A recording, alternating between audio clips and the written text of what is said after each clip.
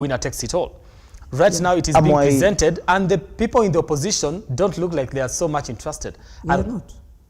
And it's because now we want to bring it in so that it can take care of the prime minister's position that is there, but it doesn't have a framework. But that is exactly what it was supposed to have been before. And this brings us, Amwai, to the fact that we keep presenting things to solve our immediate problems.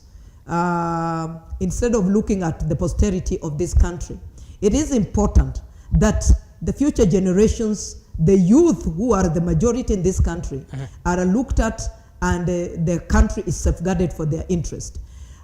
It is very, very, very sad when you find that people are doing, like for instance, the curse that was thrown out by the court. When the country is facing very hard situation and sad circumstances and you are taxing us, it is important that a leadership that is cognizant of its people. Just a moment, let me finish my line of thought. I didn't Can you bring back you. Elizabeth I back did the not line, interrupt you. the line of creating the official position? Please bring her back. I did not She keeps on deviating on the whole debate. I did not interrupt you. No, you don't deviate on the debate. Let's just let us remain on the course of debate. No, let I did not interrupt you. I am saying this. It is very important and cognizant that a country must take care of its posterity. When Thatcher, the British Iron Lady, when she came into office, the country was facing a very hard economic situations. What she did was not to overtax, because when you overtax, a country does not develop. Okay. What she did was to scale down the government. In this particular regime, instead of scaling down, you are trying to create nepotism, where you give make even a country to become a company. And this is something that has been in the domain, in the public domain. You say that Kenya is a company between two people. Okay, and, that's a wrong analogy. So we you need analogy. to know that the Prime Minister of Britain scaled down the government, and she made it smaller. That means even the cabinet should have been smaller. The cabinet secretary should have been smaller, and so on, and nothing like cash should have been there being overtaxed up to 50. Okay, and let's come back. The Kenyans, to feel part of this country, the parastatals have to function. All other arms of government must function with Kenya in mind, not with two regions in mind. All right. And now, that is let me come in. Let me throw this to you. Let me throw this. Kenya as it stands is not. Let me come in. Let me say it here. Kenya as it stands and with the direction the government that is in place is taking it, is not sustainable. Okay. There is no way how some people in this country are going to keep paying tax. When it comes to ambassadors, you choose two groups of people. Okay, and that's the no issue. Government has appointed an ambassador. It is on record. Bring facts. It is on record. It is in no the one public has domain. appointed an ambassador. All over. Okay. Mary should give us the facts. Yes, I have the facts. But then the Owalo doesn't come from Rift Valley. Okay. Very few right? Let's talk. Let's get back. Kindly, let's get back to the issue of the opposition and the office of the leader of opposition. I think, Mary, try to help me understand whether it is a conversation that should be happening and whether we need that office at this particular moment. The office of the opposition, we are already doing our function very well. Just in case somebody was here and they didn't know which side I belong. I am with the side of Azimio La Umoja. We are, whether the office is there or is not there, Baba is doing the right thing. He has been joined by all Kenyans, and this maandamano has been all over the country. Okay. So the office of the opposition, it can be entrenched or not entrenched. The Kenyans have themselves taken the opposition. Let her take a side, entrenched or not. Let her take a side, entrenched or not. Okay. Before projecting.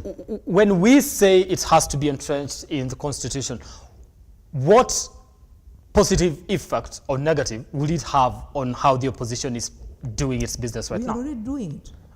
One of the ways that we need to see an opposition being oversighting government, you cannot oversight a government on the street. You cannot oversight a government using violence and the listen to me, Amwai. Okay. The of property. We need to create a legal framework whereby the opposition leader is able to engage the functionalities of a government. That is the parliament, the Senate, the executive, and the judiciary. From a legal perspective, not on the streets, not on top of a vehicle, but from a functional perspective of it. Okay. That's what we are saying. All right. It is important to bring that office in a legal way that will help this country to be oversighted. Let me throw something to you, and I think Yes, this yes. is quite very interesting. Just a moment. We Just are a moment, supposed Mary. to picket. Just a moment. We are supposed to picket, and it's part of the constitution. We do understand It's not that. personal property. It is very important Yeah, that yeah. We do understand that. Picketing respect is the not- constitution. Let me just get through with my question Yes, in regards to this office of the opposition, because to some extent, if you say it has to be, structured in a way, then we have a legal way. government that gets to enjoy the majority that to some extent will eat into the opposition itself. Yeah. Don't you feel in one way or another, if you do not allow people to exercise maybe their democratic rights as they are doing right now, then this opposition will be a dog that to some extent doesn't get to bite? It is in a government, that enjoys quite a majority, Very true. puts out its issues, gets to debate it, but 90% of the time will always never get something done. Let me just bring you back, Amwai. The government has not repealed out the right to picket. The only thing that is alarming in this country, it is the rate of diversionary, the issue of picketing into demonstration and destruction of property. That's where the problem is. Okay. And if the government has a goodwill to be oversighted, then why should the opposition not oversight? Okay, I think I have a minute. I have a minute. cannot I need to make finish. noise from TV to TV, radio to radio. We are saying, let us have an official office, functional, funded by the citizens, fully funded by the taxes we're getting, to create a legal framework for oversighting. Period. The oversighting is okay, and it would be okay if it is there, if the office is there. But the 2010 constitution, which is now being mutilated, including our right to picket and do everything, our young men and women being beaten up by police officers in public, whatever, it is not right. We are supposed to oppose and say it loud and be allowed on the street. The people that have caused chaos are the police officers and they are being commanded, because officers only do what they are commanded. Okay. So for me, the opposition is already doing its thing, and it has been joined by the citizenry. Okay. However, we would like to see a framework of these things working. Right. But in case they don't work, the citizens of this country are the ones who own this country. Okay. And they have got a right of being able to still go on the street. And the more you dilly-dally and play around, the more the crowd is getting bigger. All right. And we shall be there. Let me bring you back. I have a minute to finish, and I'd just like to give you all, 30 seconds for your final remarks in whether you're seeing something happening with these talks, or it's just going to be hot air at the end of the day, with both sides, eager to put their agenda on the table and made to some extent not willing to bend for the will of the other side. So from these particular talks, as Kenyans, people in this country, what do you expect to see at the end of it? Let me start with you, Mary, then I go to Dan as he finishes up. 30 seconds. There should be goodwill in this country. I don't think anybody really wants maandamano, but we will be forced to do it. If the government comes there with the attitude we have seen today from the majority leader, then it means they don't even want it to start in the first place. Okay. But if they can come and know that Kenyans are suffering, they have not eaten, many Kenyans as we talk have not eaten, their children are not in school, they don't even know whether their children will be in school when the term begins, as it ends, then they should be able to listen to what the Kenyans are saying. Okay. So it would be, and I believe I have listened to my leader, Honorable Raila Amolo Odinga, and he's really giving it a chance. Okay. So I think there is positivity on the part of Azimio la Umoja. Thank you, Mary, for that. Dan, as we wind up, do you see any positive outcome out of these talks that are supposed to be starting tomorrow? One of the principles in law says that those who come for equity must come with clean hands.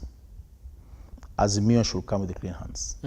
If they want equity at the table, let them come with clean hands. Okay. I'll do it again. Those who come on the table for equity must come with clean hands. Okay. Thank you. All right. Thank you so much, Mary and Dan, for this, for your text on this conversation here, State of Affairs, based on the conversation or the dialogue rather that's expected to start tomorrow at the Bomas of Kenya, led by both sides of the political divide. That is the Kenya Kwanza and the Azimio side. And I do believe, do I have a minute to take a sports story?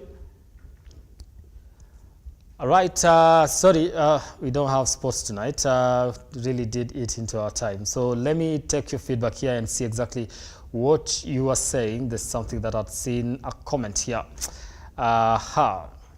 This one is from Japheth Ombui. I do believe I'll be able to read that. Let me just a moment here. As you continue engaging us on our socials, we were using the hashtag #TheBottomLineKE here on Lookuptv. And I did Bishar Alan, respect the best president Kenya ever had since independence, President William Ruto. Okay, telling us President Ruto is always right. Thank you for your feedback on that particular one. One more, I had seen something from Japheth here. Let me see if I can still get it.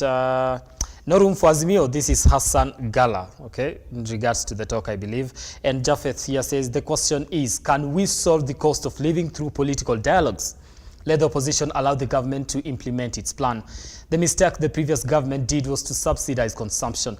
A country can't survive on subsidies. President Ruto did well to subsidize production. Now, the issue of the cost of living is a word problem, and every government is trying hard to caution its citizen from hunger. The problem with our country is that we see politics in everything. Thank you so much for your time and your comments here on the Bottom Line KE. That's all the time we had here for you. On behalf of everyone that had made it a success, I do want to thank you so much for watching. Let's do this again next time.